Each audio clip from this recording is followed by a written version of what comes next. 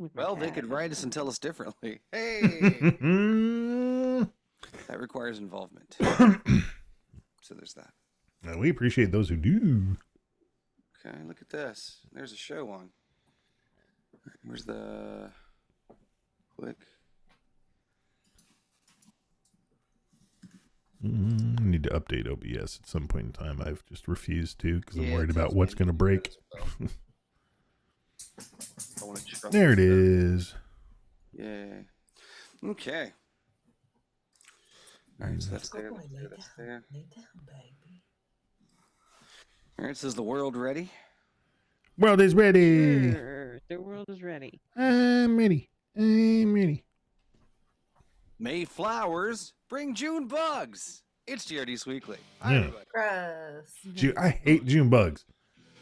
I hate I mean, any pollinators, I guess, you know. any bug that when you swat it, you feel it in Physically your feel hand. it. Yeah, it's like any It bug. swats back. Any bug that you can hear scream or curse your lineage when you squish it. Not a fan. Help me. Help me. So, hey, everybody, welcome to GRD Apartments.com. Weekly episode. 335. 8. Even though Billy skipped one on the post, he got the numbers wrong in the last episode. It's supposed to be 336, but he put it as 337, the one that was live from RavenCon, because it threw me off. Really? Yeah. It goes 335, then 337. Now we're 338. It's 336 is the lost episode. Then we'll have to find The lost we go. secret Or episode. 337, Folks, who are yeah. bringing it to you tonight, the lady who has ideas that there's the Flintstress. I just said to my husband this morning, if they don't do something to cut down the high cost of living, we'll just have to get along without it. The lady who maintains it is Carol the Cat. She doesn't like to gamble. Of course, by saying that, she was gambling that I wouldn't smack her. The gentleman that does things his own special way. It's podcasting's Rich Sickford. Well, cover me with eggs and flour and bake me for 40 minutes. And I'm the optimistic guy. I'm the wonderful Billy Flynn. Oh boy, is this great! Yeah, it is. What happened geekified you? By the way, I believe what you that quote you used is the exact recipe needed to make a stud muffin. Mm-hmm. Baking. Anyway, mostly as far as TV, what we've been watching, I'm going to start with Andor. Are you Andor. guys watching Andor? Are you caught up on yes. Andor? Holy God, Andor. Wow. Maybe not all the way Yes. caught up. I might be an episode or two behind, but Nope. oh, so Caught good. up, completely caught up on Andor. Oh God, it's good. I love that it's Star Wars, but it's like different in so many different ways, and just like the people and the behind the scenes and the spying and the subterfuge and what's gonna happen and who can you trust and you can't trust anyone and who and when you know what happens, because spoiler alert, It is- Rogue One, right? Yes. It's just heartbreaking, when people are making plans and you know that they're not going to be around that much longer. But it is just like how they get to it. And I mean, just like the sheer, just like heartlessness of the Empire. And like you get it, like you get it, but it's just like the oppression and the fact that we've spent all this time on Gorman and like everything that's going on there. And then just the could you have cold. imagined something would have been darker than Alderaan? Oof, right? Yeah. Yeah. He Oh, okay. spoilers. Right. He's spoilery. Yeah. Come on back. Okay. They were just discussing And Gorman in then the Jar meeting. Jar That's showed up. Whoa! Darth Jar Jar. Misa, no expect it. Oh, Ahmed, best. You deserve better. Now, Andor has made somebody put together a wonderful new fan theory that connects the classic Star Wars to the new Star Wars. So, in A New Hope, when they're in the Death Star, in that little briefing room where Vader does his moment where he chokes the guy, Mhm. at that desk, there is one seat that is empty. Because that's Krennic, because he died the day before. Oh. There you Wow. go. I love that. I know that there's no way in hell that's true, but I freaking love that. You think Vader was pissed because normally he's the one who gets to kill those guys? Yeah. How dare I did no choking at all. Promotion without me. But then it's also very analogous, if that's the word, about kind of what's going on in our modern political environment as well, right? With the whole like, once you're in the bad guy crew, can you get out? Is there any getting out? Is the only way out death? When you're in and you realize, oh crap, we're the bad guys, and you know, and for a penny in for a pound, like, do you just stay in, or you just like, oh well, this is who I am now, or do you, I don't know, fall apart? So it's just kind of, or I do you think try that's to far find a more way to bring it down reflection. from within? That's Mm. far more reflection than you're getting anybody currently. As far as I can remember, I always wanted to be a stormtrooper. Yeah. I am the Senate. I just don't. I'm not picturing. Oh, I It's can good. actually hear him saying that actually though. But Oh okay. yeah. Mm. It was funny. Unlimited Then I saw this. power. Go ahead. I saw this article today, and they're like, "Well, did you feel like part of that was missing? Were you missing like Mon Mothma's certain things that happened, right?" And then they were like, "Oh, how the clickbait of the article? No, it's okay. I'm not saying it. The clickbait of the article was." Here's how to find out the secret things that actually happened. And that what they were saying was watch Rebels. The whole Yeah. episode was watch Star Wars Rebels, because if you Yeah. want to know what happened, it was covered in Rebels. You watched Rebels, right, Rich? I The have not. animated show, Ezra Bridger. I have not actually. But there's a. So good. That's what I've heard. But there's so many episodes. I Um. have to tell you, I slept on Rebels at first. Hmm. I didn't like the animation style of them in general, Clone Wars, but Yeah. Rebels is up there for I've Star Wars I've content. heard it's amazing. It's on the list to eventually go through. I watch new rock stars and they catch me up on all the stuff that I should have known ahead of time. So there I have sources to get the context for it, and it means so much more. And to be able to then at some point in time go back and actually watch Rebels. Yeah. But I do plan to. Yeah. I would really like to have the time on my hands, or find somebody, and because I know that very good Star Wars timelines exist with the actual events, right? Mm. The Battle of Yavin being like your point, you have your before and your after and all of the things that happen. But sometimes I need to refer to those. I really need to see it. It's so corporate and silly, but I need to see it as like a Gantt chart, right? Where it has like all the different things that are going on in the different time periods, right? Nathan Because I was Butler. like, Nathan Butler used to do that. That was how I actually got Yep. my start in Star Wars podcasting as the very first fan caster, as it were. That he had the Star Wars Timeline Gold, and he actually went and did the research. He had everything that was in the movies, TV show, extended universe, encyclopedias, video games, everything that Yep. was officially out there as Star Wars, he had in this timeline. Now he hasn't updated it in, 15 years, I think, at this point in time, because, he got himself a girlfriend. And yeah, he got married.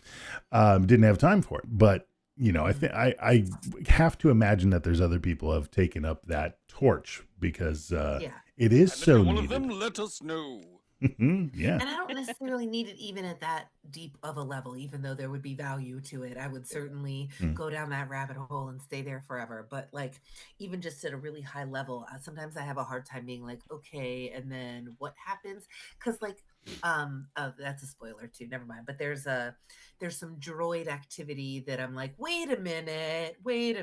So that's kind of an interesting thing there as well. So yeah, Andor is just, it's just such a good high quality content. Now I I just love that know show. Disney used to have like the whole chronological order, and it would start you where you needed to. But I know like when you get to Clone Wars, the movie and the show overlap, Hmm. and there's Like some overlap literally with sometimes, right?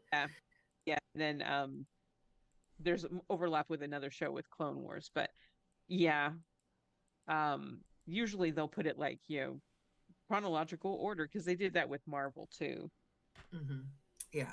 And I mean, I'm a nerd enough, I think we all are, that I would love to know, okay, stop Clone Wars at episode whatever, then watch and then come back, and I would do all of that just to have it chronological. But the nice thing is that the geeks are in charge, and they're making more great content all the time. I mean, we're getting more Obi-Wan, we're getting more Ahsoka, we're getting so much more good stuff. So yeah, it's a good time to be a geek, that's for sure. By the way, I dropped it in the chat for the live stream, StarWarsFanWorks.com/timeline. He started it in 1997, and it ended its run with issue 56, the project's 85th overall release, in August of 2018. So, 97. Yeah. So he was Holy inspired by cow. Shadows of the Empire. Got it. Mm-hmm. But it is the most comprehensive thing that was out there until StarWars.com took up some of the stuff.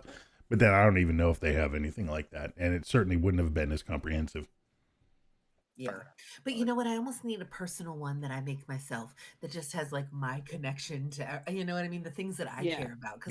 Because I don't know, I have some books that I've read, but not every single thing, right? Like, so I don't have this encyclopedic knowledge, but I kind of wanted to sit down and make my own one of these days. But who's got time for that? Because I have, a life. So anyway. Just download Nathan's and find him and replace his name with yours. Yeah.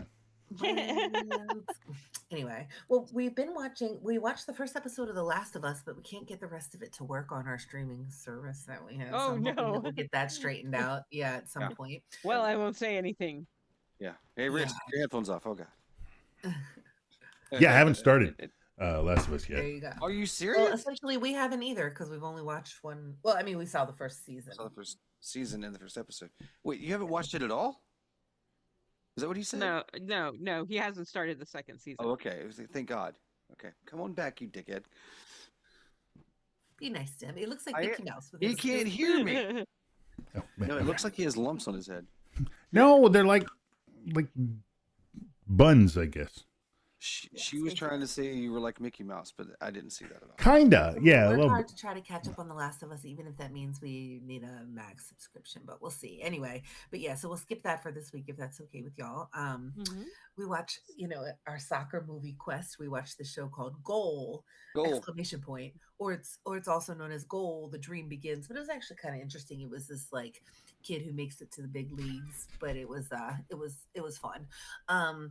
You can tell most of these movies are made with people who cannot play soccer at all because they always like close in tight on their face, or then you see a close up of their feet and then you see the ball go in the net, and it's just kind of like, okay, yeah, you're not actually. I'd rather have that than soccer players who can't act.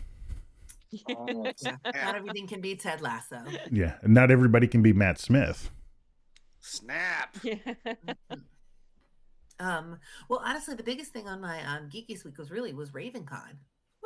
Woo! How was it? Sorry, I missed Such a it. good time.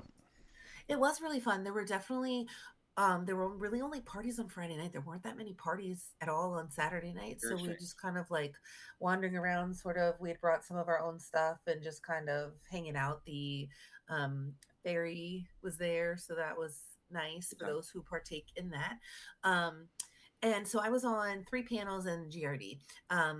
The GRD panel had the Virginia Ghostbusters on, and they've done this fan film movie that was Flynn, you saw it. You saw it twice actually. It was Oh, like twice, 7 minutes long, 11 minutes long. It's like 25 minutes long. Oh, just kidding. I guess I was getting that mixed up with Emotional Support Demon, which we also saw. Yes. That was fun. And so the panel I was on, so it's random. Even though I've never done anything with bad movies, I think I'm just bad movie adjacent because of the podcast and because of all of you. So I was on a panel about bad movies, except that this was Friday night at 10 p.m. and I may have been, under the influence. And then I look at the back of my card and it says moderator. You're just sitting there just like, Citizen Kane is a piece of crap. We can all finally admit it, right? The Godfather 3 was the best of all of them. Before 10 minutes before the panel is when I realized this. So, Oh, yeah. I mean, I'll be honest, it actually probably worked out in my favor because the moderator usually really doesn't have to like talk as much. Nope. They really Well, have what to do you just get think the worst everybody movie else ever is? talking. Intro, you point to just ask people, let them questions. Back cleanup. So I went into Gemini or Chat GPT or one of those real quick and said, what questions would I ask if I was moderating a panel about bad movies? And honestly, it was great. Somebody came up to me afterwards and said, that was the best panel since Dragons versus Our Dragons Cats, because I just really was able to get the conversation going. Now, of course, like I use the questions as like starters and just sort of like put my own spin on them and use my own intonation, right? It was just something to get me going, Slurring. Mhm. right? Just, I had to vet the responses from the AI, but I was like, AI, save me. And, it pretty much came through. So I know there's a lot of conflicting thoughts and stuff on AI, and it's so sprinkled into things nowadays that it's like it's not all generative and it's not all this and it's not all that. A lot of the stuff that Excel has been doing for years is all AI. Yeah, But it's a and I tool. understand I don't like AI art, and I don't like ripping off artists, everything. I understand there are a lot of, but I tell you what, it absolutely saved the day for me in that panel. AI is a tool. Mhm. You can use it. Saturday at my Doctor Who panel, we think somebody's missing and that they're the moderator, and then someone looks and goes, "Actually, no, you're the moderator." So I found out as the panel is supposed to start, I was the moderator. Boom, perfect. That means the actual moderator didn't show up and nobody else wanted to do it and was like, Billy will do it. Maybe, yeah, sure, that's fine. No. Like I told her the first time she ever moderated a panel, I was like, "No, this is gonna be the easiest gig you've ever had." Yeah. It really is. So that ended up actually going really well, which was fun. Awesome.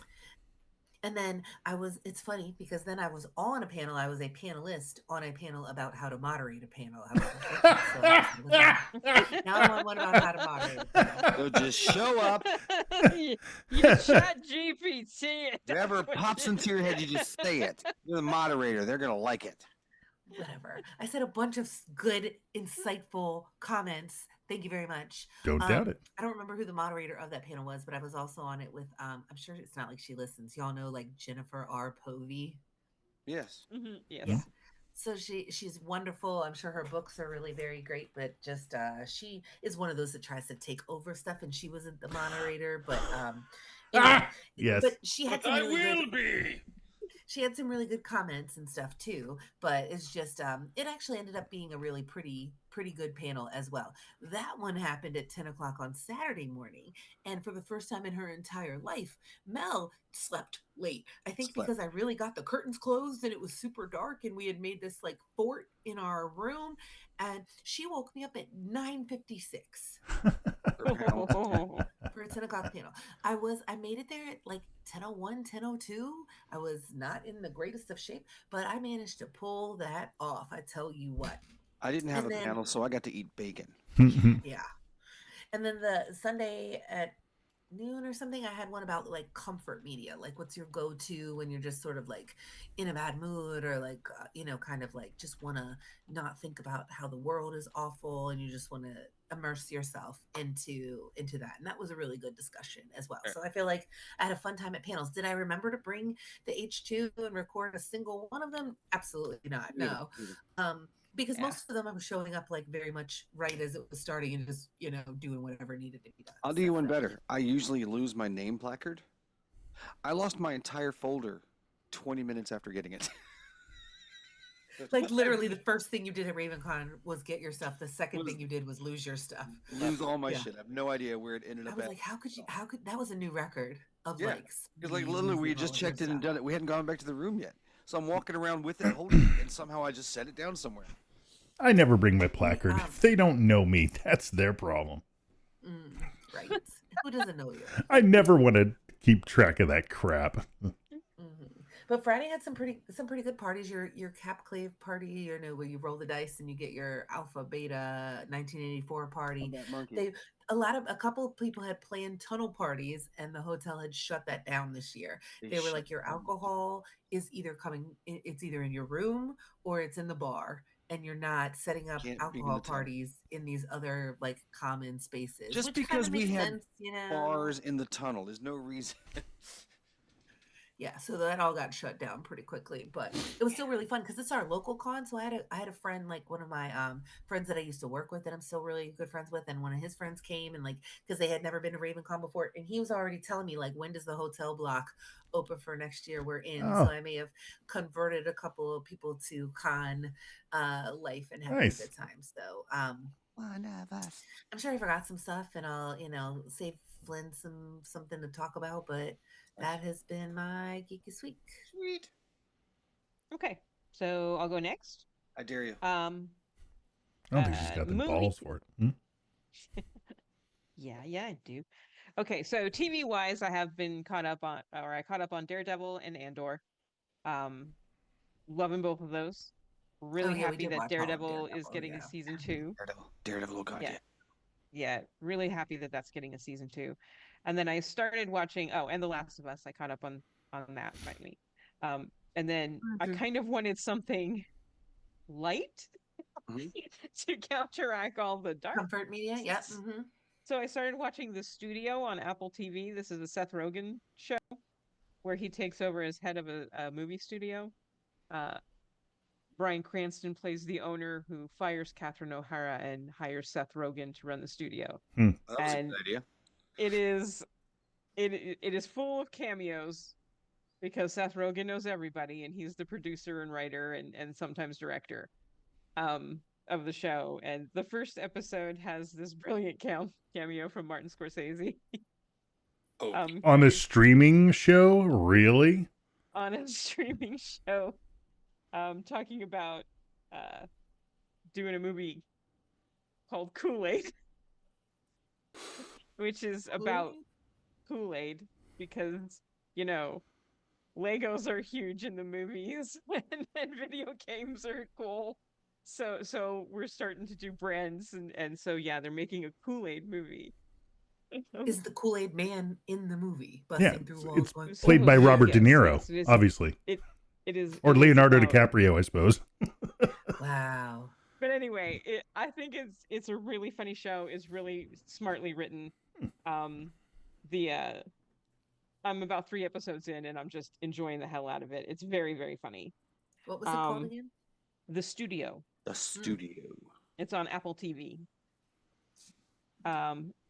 Movie wise, I started doing this thing on Mondays where I just do a rundown of all of the movies that I saw the previous week that were new to me, uh, and just started dropping them as Monday movie marathons.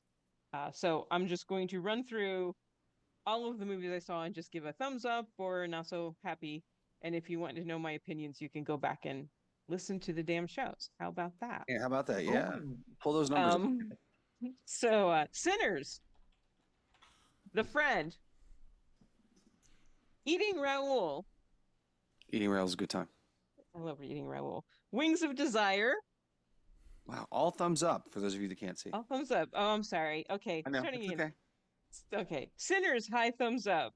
The Friend, high thumbs up. Eating Raoul, high thumbs up. Wings of Desire, high thumbs up. Hey, thumbs up.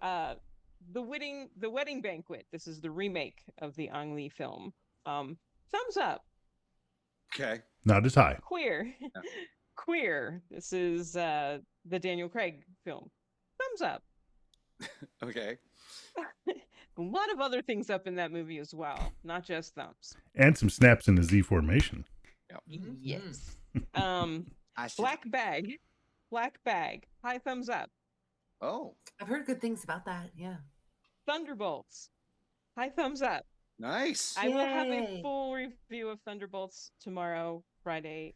I just have had a very rough week. I can't The find it playing in the theaters anywhere for some reason. Well, it's Thunderbolts asterisks. Oh, okay. You maybe Gotta just look look at for the the same poster, possibly a different title. Oh, okay. It's known as something else above the Mason-Dixon line, I think, or something like Yes. that. Live, die, repeat. Yes, something like that. They're trying to rename it, I think, to get it more traction. The Conversation, high thumbs up.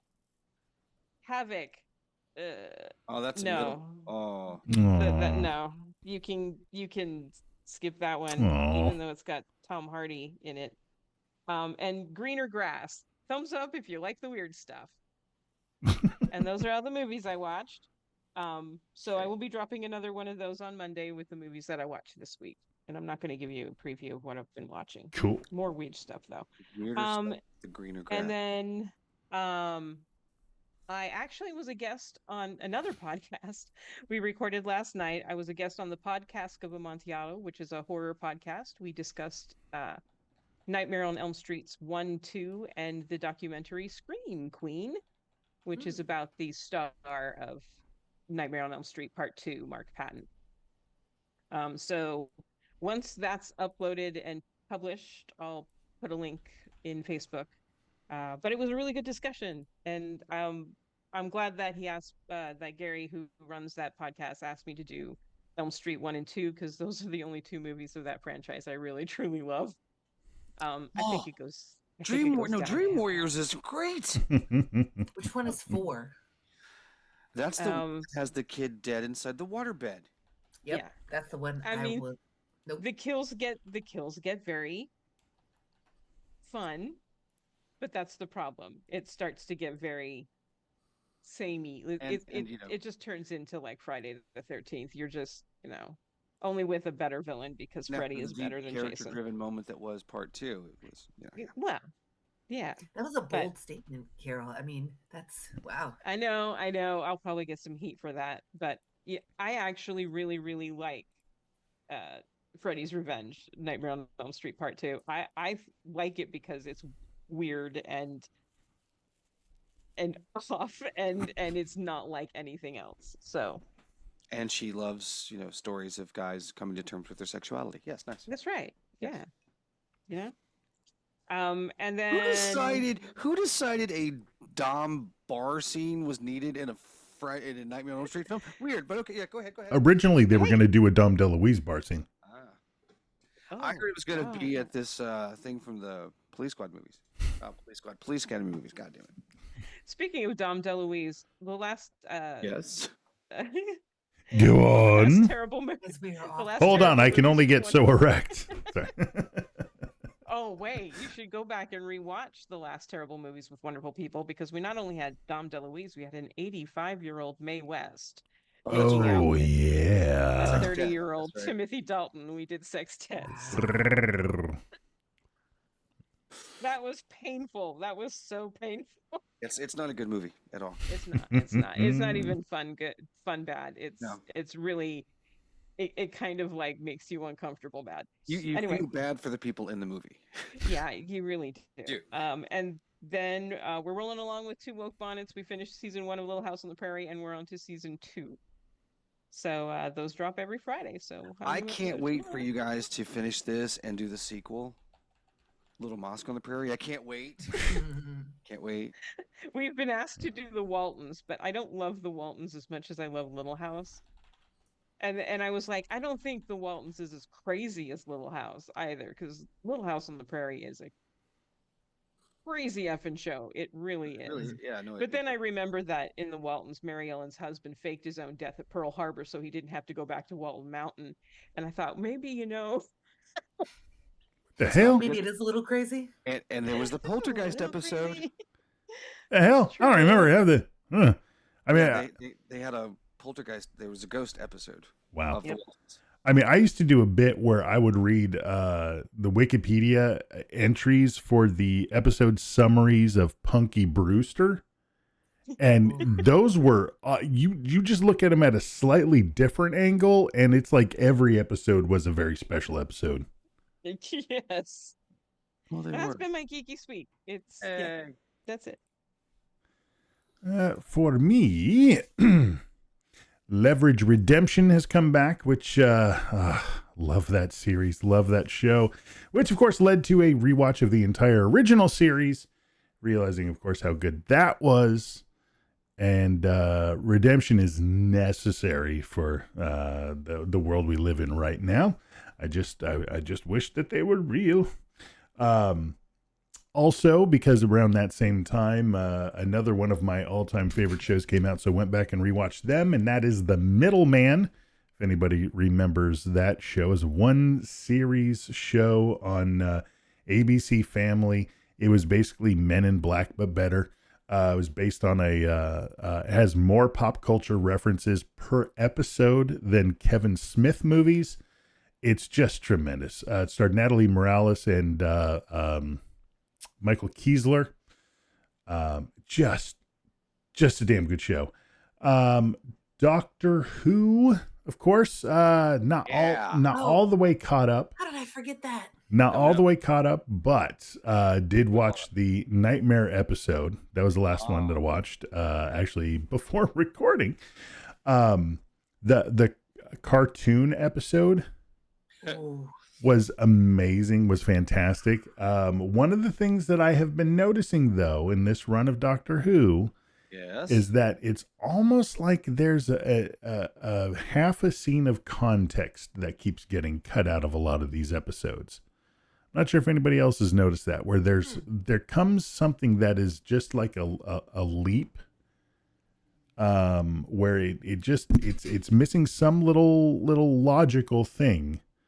And it might just be that I'm being more critical of the writing or anything like it, because I'm still enjoying them, but it feels very much like one of the reasons why I never really got into some of the old school comics from the major publishers, like Marvel and DC, Steve, because I would read the issues, and it always felt like there was 1 or 2 pages missing, where it's like, wait, how did they get to there? How did that happen? I don't know if it's just that I'm being dumb and not paying attention or missing something or whatever. It just feels like there's something missing, even though I have been loving the show. You felt it in that episode? Well, with the cartoon one, it was something with it's almost like they're not explaining it enough, like they used to, maybe, like what whether it's a bad guy's motivation or whatever the science behind the thing is, whatever. With with Nightmare, at one point in time, they're all circling the subject character, and it's almost like they're violating their own rules sometimes. Because like as she was turning and stuff, I'm just like, oh well, this should have happened, this should have happened, this should have happened based on their own logic. Oh, but it didn't because it wasn't. Okay. So I don't know if it's just that it's something where the camera angle was off with that one. Yeah. What I'm wondering is if there are little things that are being lost in the editing for time, Steve, which it could be. And I wonder how much of that is. I mean, like I know we're getting the same thing, America versus UK, but at one point we weren't. Yes. So I mean, maybe it has to do. I mean, and we're seeing it without any commercial breaks or anything like that. But they were notorious when there was commercial breaks of putting those in terrible places because of the Americanized version. It was so bad. But I have been enjoying the hell out of it. I think shooting Gatwa is. I would like an episode where he doesn't have to cry, because he has such a happy face, and I like seeing him happy. He was at the Met Gala. He looked absolutely amazing. I'm sure I've never. I would challenge somebody to find a picture of him not looking fabulous. He's delightful. Yeah. And Belinda Chandra, I like her too. That she's just kind of like, I just want to go home, dude, like fix this. And then sort of you see her start to get into it. And he's like, oh, the clothes, darling. Right. It's just so, and that there's not really like a romance aspect, Thank they're you. both just fun and having a really good time. Right. I don't know. I think there might be something there. Yeah. Probably not going to happen.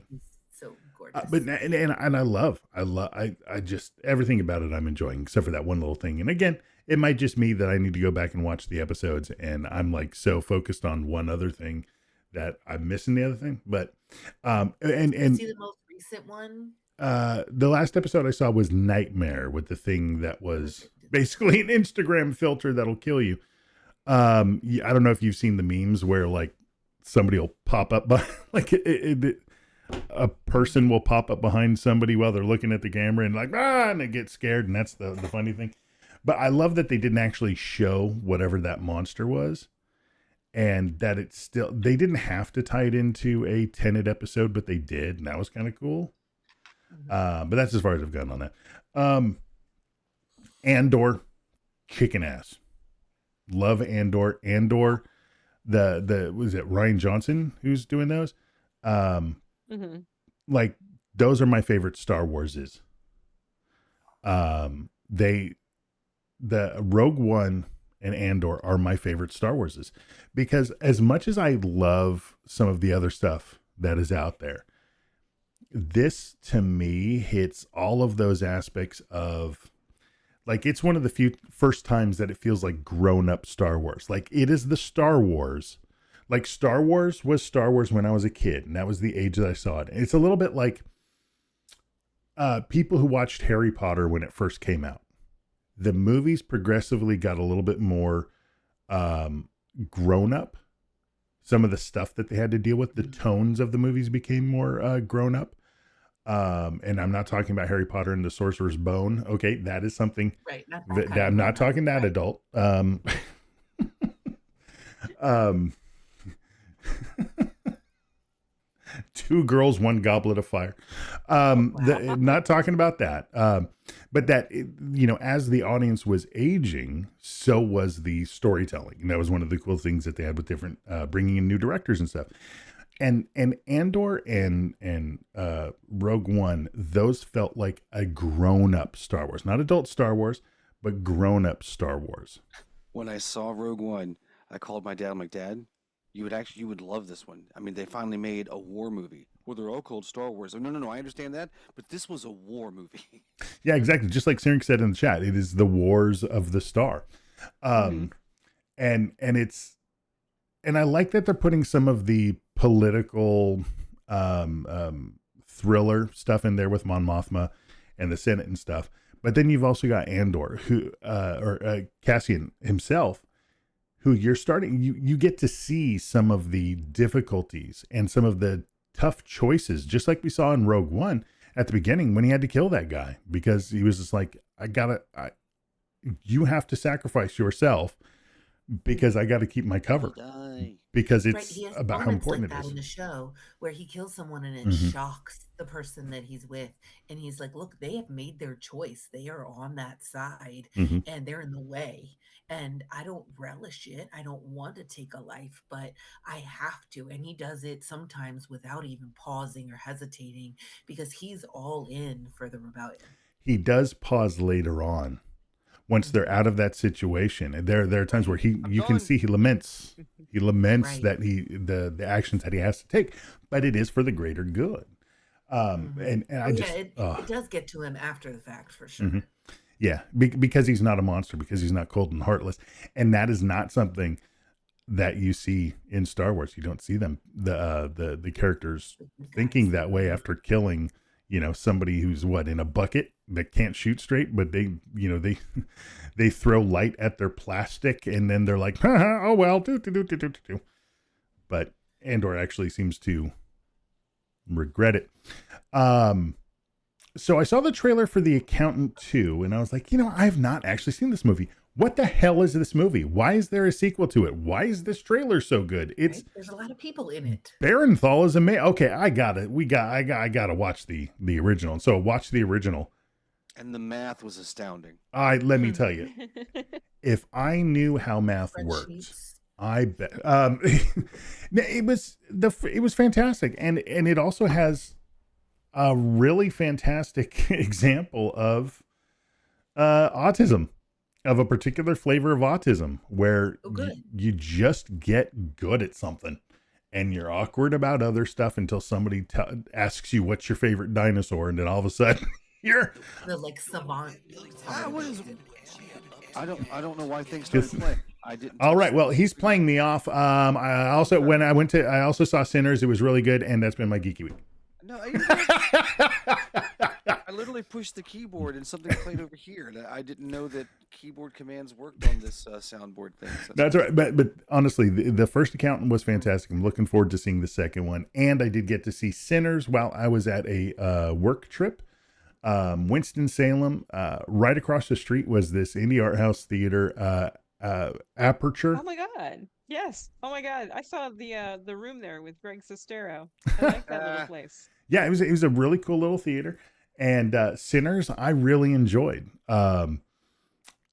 I think it could have used a little bit of editing, Yeah. a little bit better editing. Maybe one more, just a little cleanup pass on the script. But all in all, damn good movie. And all I can say is, as good as it was, it's a shame that Jonathan Majors has ended up being a huge old douche nozzle, because he would have been fantastic in that. And it was clearly something that, well, I'm just glad Michael B. Jordan is getting roles and didn't get pushed out by him. And did he get paid twice for the movie? I'm curious. Although at some point in time, I would have but I would have liked to see a remake of this movie starring Michael B. Jordan and Michael Jordan in the two twin brother roles. And that's been my Kinky Sweet. Wow. Okay. Or just anything together, I'd be happy. I'd be here for it. So, diving back into my silly comics, there's now an absolute Green Lantern. So basically everyone in the DC universe is getting yet another restart in the Absolute line, which apparently is a spinoff of the DC All-In comic. And I read that and I don't see how they connect at all, but I'm sure they'll tell us at some point. But the Absolute Green Lantern and Absolute Flash are both very interesting and very strange versions of characters that you know very, very, very well. So sure, why not? You should go for that. That's kind of interesting. The Absolute Green Lantern one is almost a horror comic. Yeah, I know. It's strange to say that, but somehow they make it work. So Kevin just visited, and I forgot all about this when they were here. Sometimes we catch up on movies and stuff that somehow I've not had them watch. And Kevin and I watched The Fly. He had not seen Cronenberg's The Fly. And I was like, wait, what? How was that humanly possible? We absolutely have to fix that. Yeah, he had a damn fine time with that. Oh my God, does that movie still hold up so well? Yeah, even the special effects. The special effects. Yeah, special effects, yes. Because awesome.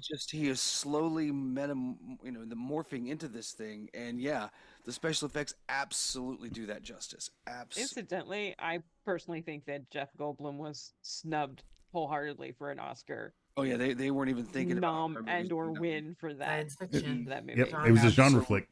He absolutely deserved some nods for that because oh my God, it is a fantastic performance. Bad enough he didn't get it for Transylvania 65000. Right? That's because Ed Begley Jr.'s curse. You know that. Begley! You never get nominated when you start a movie with him. So I have watched the show Maniac. This was from about 6-7 years ago. Jonah Hill and Emma Stone. I was told that if you're looking for some kind of thing to fill the gap for Severance, this isn't bad. And while I see some of the similarities of what they're talking about, it's no replacement for Severance. But these people are going to make some money, testing some drugs. And Emma Stone is actually addicted to one of the drugs that they're doing, which makes it all this more interesting. And it turns out they go to this thing and they experience different versions of themselves having different weird kind of adventures. And the crazy thing to this is that Jonah Hill and Emma Stone keep finding each other and having adventures together. Everybody else in the program, nobody is connecting with anybody else. So it's a strange thing. And there's all kinds of people in this in like small roles, but just knocking it up. Like Sally Field is in this. Gabriel Byrne is in this. There's a lot of people in this, and I'm like, okay, it was interesting. I don't know if it's great. I don't know, but it's interesting. And so, if you want to check something out that's quite different than anything else you've ever seen Jonah Hill do, sure, by all means. So on May the 4th, I got to host Star Wars Trivia. Thank you. Nice. We're at a Dave & Buster's. People are playing Star Wars Trivia. And sure, there are what I consider to be easy questions, such as what does the TIE and TIE Fighter stand for? Twin Ion Engine. Thank you. I thought that was... I've known that since 77. How do you not know that? But there's also some questions in there like, Cloud City, it's a mining facility. What type of gas does it mine? Savannah. Thank you! Yes! But yeah, basically... But your average walk up the street person isn't going to know that. No. Mm-mm. So your third place winner was the Twin Suns. Your second place team was No Disintegrations. And the winner was the Jar Jar Justice League. I thought you were going to say my couch pulls out, but I don't. No. Everybody did a Star Wars-esque name for this. That's awesome. And Tell them about the music. that's what I'm going to do. So aside from the 4 songs that I have where I play a clue, like Twin Ion Engine had a clue, I played Lay Your Hands on Me by the Thompson Twins. Except for my 4 clue songs, every other song was a Star Wars song. So yes, Mikey Mason's got to be played because Han Solo Cool played cool. at my little thing. Nice. But during halftime was Saga Begins, and you get two songs at halftime. So Saga Begins was followed up by the opening number from Hamilton, but Star Wars style. Luke Skywalker, Jedi Knight. My name is Luke Skywalker, Jedi Knight. There's a million troopers left to fight. That's my fate. That's We've been listening to this over and over. And Mel loved it too. Oh, it's so cool. And the guy who did this has done quite a few other numbers from it. Nice. So if But even that if was you, the best one. that doesn't tempt you, Oh, what I was the other highly- one? The 10 duel. I highly the urge you to do the lightsaber duel 10 rules for a commandments. lightsaber duel. That's Oh, nice. Man, awesome. I remember back in the day when the only Star Wars ones that was out there was Star Wars the Musical with GK421, why aren't you at your post? I mean, they just did so. So wait, what did you play by Weird Al? Because he has several, Saga obviously. Begins. Did you play Yoda, or you only did the Saga Saga- Begins? Yeah, the Saga You begins. play the same artist twice, even though he had to, and I know, but Yoda.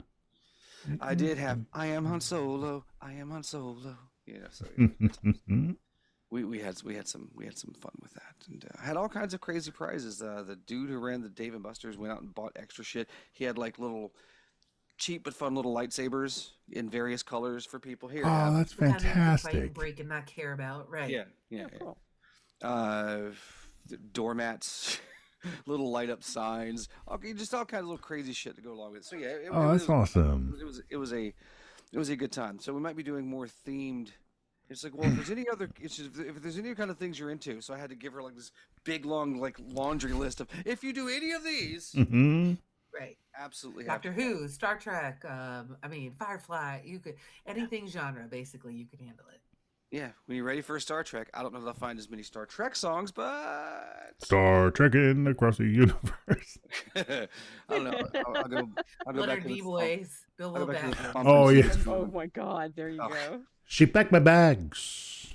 There you Last go. night pre-flight. Mhm. 0 hour 9 We'll do the Stewie version from Family Guy. That would be cool.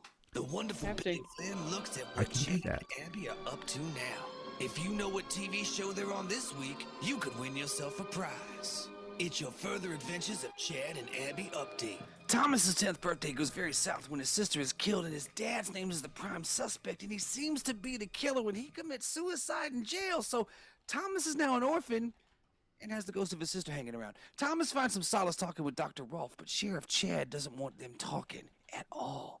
Thomas ends up running into the woods to get away from Sheriff Chad and finds an abandoned hunting lodge with a dying man inside who's been tortured and held prisoner. Abby comes back to town to take care of her cousin Thomas and to do some reporting on the strange things that Sheriff Chad seems up to. Chad knows this town is different. There's no Brady Bunch families here.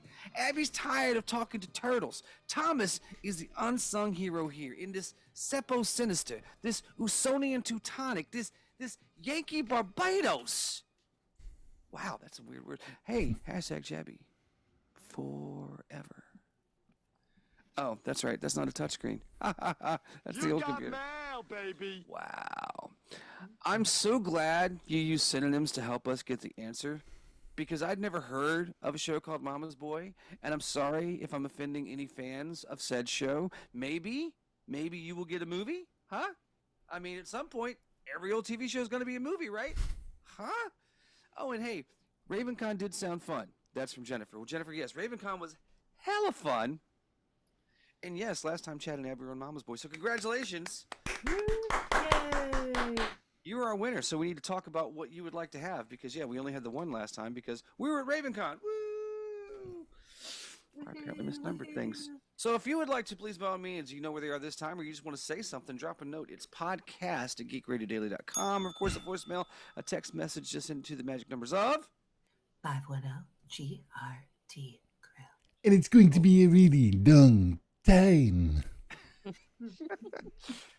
Wow. Yeah, that's something that we all needed.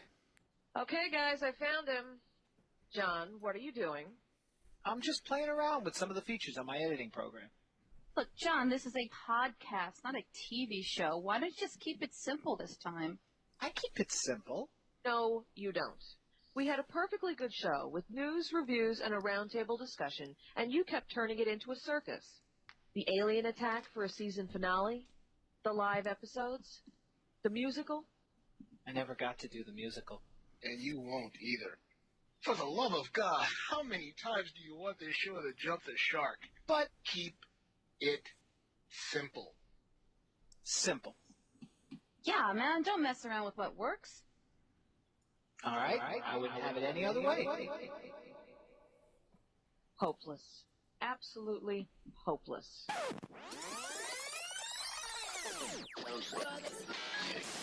The Chronic Rift is a podcast based on the popular New York public access television show of the 90s. We deliver news, reviews, and interviews while discussing the latest in science fiction, fantasy, horror, and comic art. For bios, blogs, podcast archive, and general information, visit us on the web at chronicrift.com. The Chronic Rift is a Lucky Shot production. Hey, this is Chris Duquesne, and you're listening to Geek Radio Daily. Yes, Elliot Spencer. Hell yeah. That was. He has a very distinctive voice. For the interview, my first question to him was, "What was it like being Pony Boy on Fame?" That's right. Yes, he was on Fame. He was not quite ready for that, but it was a good time nonetheless. I'm not wearing any pants. Film at 11. Geek News. Taking a look at the world from a geeky point of view. Stocks of entertainment companies like Disney, Netflix, Warner's, and Paramount all slid last week following President Trump's still-to-be-outlined proposal to impose a 100% tariff on foreign-produced films. You know, all of them. The U.S. president, whose global trade war in early April shook worldwide markets last month, wrote on his social media platform of choice Truth Social, or as he has called it in the past, Truth Central, that other countries offering incentives to draw filmmakers away from the United States constitutes a national security threat. Now, so much for the free market and capitalism. But then again, who wouldn't trust the guy from Home Alone 2 and the sarcastic joke game show The Apprentice? So he is authorizing the Commerce Department and the U.S. trade representatives to immediately begin the process of instituting a 100% tariff on any and all movies coming into our country that are produced in foreign lands. So I guess John Voight, Mel Gibson, and Sylvester Stallone didn't ambassador hard enough. Right now, there are mostly questions regarding how much a tariff could be implemented. On what? When it would go into effect? Would it be extended to television productions? And how would it deal with the many movies shot and produced in multiple countries, such as Mission Impossible: The Final Reckoning, opening later this month? Charge them 100% per country obviously seems fair. Analysts indicate things could get bad with fewer and more expensive films, lowering returns, and both U.S.-made cinema releases and U.S.-owned streamers possibly getting taxed or even blocked outside the United States. Meanwhile, the Motion Picture Association says the American movie industry had an overall $15.3 billion trade surplus in 2023. Now, I'm no economist, but a surplus is the opposite of a deficit, right? I'm a doctor, not an economist. But a surplus is the opposite of a deficit, right? Yeah. So you would think. Well, folks, I guess no more location shoots. So you want green screens? Because this is how you get green screens. Oh, Lord. Well, speaking of movies, Yeah. Ferris Bueller's Day Off stars Matthew Broderick and Alan Ruck are negotiating to reunite in The Best Is Yet to Come, the comedy that Alan Loeb scripted and John Turteltaub will direct. The film is backed by Lionsgate and is based on a French film of the same title. So apparently we're just going to get around that tariff by remaking all those foreign films, you know, in America. In the film, the pair will play best friends who, through a colossal misunderstanding, creates a ticking clock, hop in a car to find the estranged son of one of them, and also try to do all of the things that life has prevented them from doing. This sounds very much like an adult Cameron and Ferris to me. Maybe they'll get the same car. That'd be great. That would be awesome. This even has a Ferris Bueller feel to it with a little road trip and checking some fun things off a friend's bucket list of sorts. Broderick and Ruck have stayed friends since first starring in the John Hughes 1986 Touchstone comedy. Deals are being finalized and the filmmakers are eyeing a summer production start. Stay tuned for updates, but we certainly hope that if they are doing a road trip, Matthew Broderick is not the one driving. Oh, Oh, I wonder if Mia, I don't know her last name. Sarah? played Sarah. Sloane. Is Sarah? It'd be nice if she had a cameo. That'd be fun. Yeah, it Just a would. little cameo. I wonder if Maybe they can. she calls and gets him out of something, pretends to be his mom. Yeah. I wonder how they're going to incorporate the principal in all of it. Yeah. Well, we'll just have him bitten in half by a shark. They'll just do the Oh, Lord have mercy. Oh, when you said that they were getting together for a remake, I thought it was going to be Fight Club. Oh, Well, the first rule about Fight Club is Oh. you don't talk about it anyway. So, well, Rich, you touched on kind of the state of the world and tariffs and all those things, and we know there've been some cuts at PBS affecting things like Sesame Street. So, did you know that Elmo has a LinkedIn account? If you need to kind of both cry and laugh at the same time, he has written a post, and yeah, it's a LinkedIn post for Elmo where the beloved puppet, he hates Rocco the Rock. He's out here looking for work due to cuts from federal funding to public broadcasting. Elmo is looking for his next opportunity, it reads. He's open to full-time or freelance roles. Okay, so here we go. Ready? Here's the actual post. Did Elmo get laid off? Well, yeah, I mean, because they're cutting Sesame Street.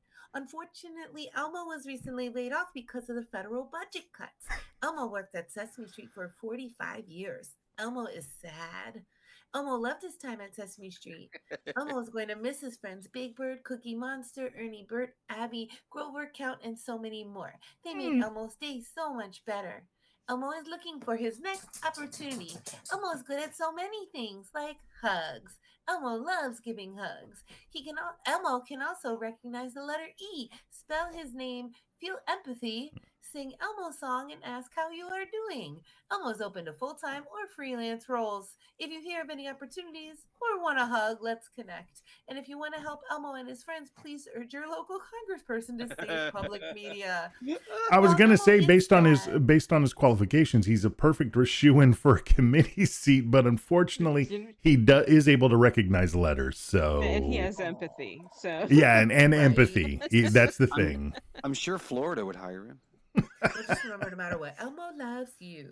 Oh, what? I mean, so wait a minute. He's not a DEI. Oh wait, no, he's not white. Never mind. He's red, but he's also He's a monster of color. he's also a child. Does this mean that Sesame Street's in Arkansas? Full-time work. Wait a second. Actually, they have been talking about rolling back child labor laws. What kind of godforsaken time vortex is Sesame Street in, where the humans age but they don't? He's at least 45, probably in his 50s. He's one of them Twilight Muppets. Put him in the sun, I bet he sparkles. Or maybe, you know what?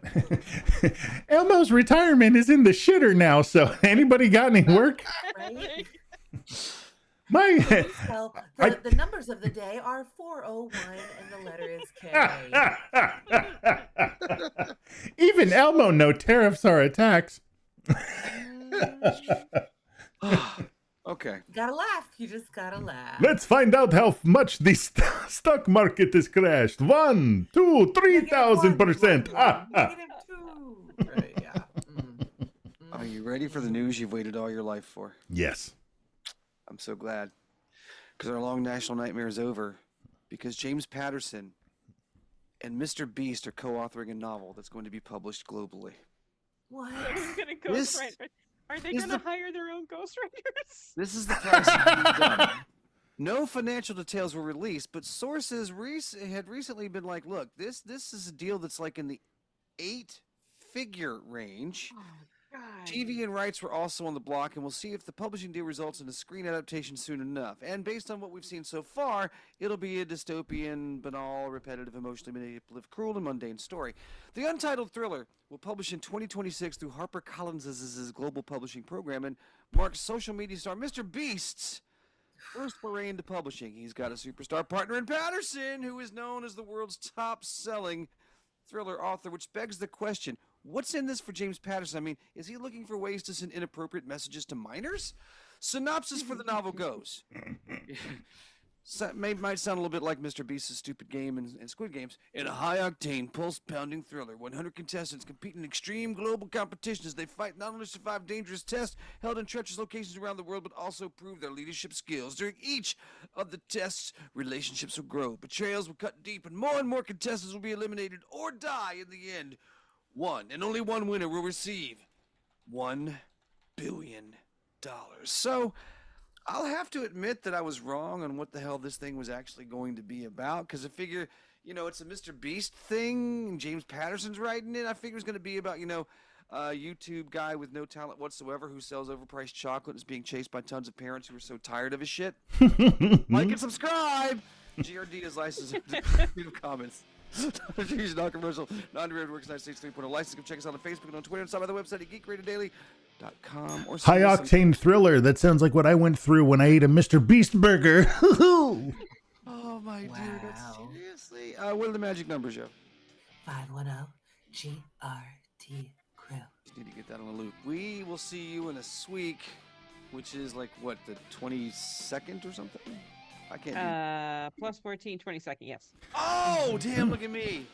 Nice. Here, baby. That's how it works. I look forward to Logan Paul's Gone with the Wind coming soon. This has been the saddest excuse for entertainment I've ever seen.